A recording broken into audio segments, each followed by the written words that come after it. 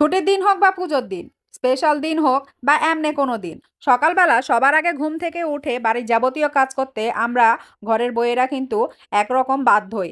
এটা না মানা বা মানার কোনো ব্যাপার নাই। তা আজকেও সকালবেলা আজকে খুব বেশি সকালে ঘুম থেকে উঠেছিলাম কারণ আজকে একাদশী আছে, মোহিনী একাদশী। সবাইকে একাদশীর হচ্ছে শুভেচ্ছা। সবাই আশা করি একাদশী ব্রতটা পালন করবে।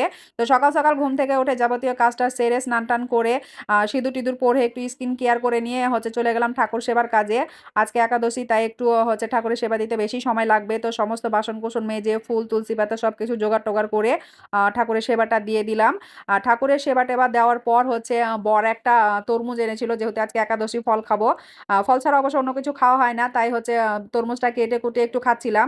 তোমরা যারা আমার ভিডিও দেখো প্লিজ আমার চ্যানেলটা একটু সাবস্ক্রাইব করো। তোমরা যদি আমার চ্যানেলটা সাবস্ক্রাইব করে পাশে থাকো তাহলে আমি অনেক নতুন, নতুন ভিডিও তৈরির অনুপ্রেরণা পাবো। তো প্লিজ হচ্ছে চ্যানেলটা সাবস্ক্রাইব করো। ধন্যবাদ ভিডিওটা দেখার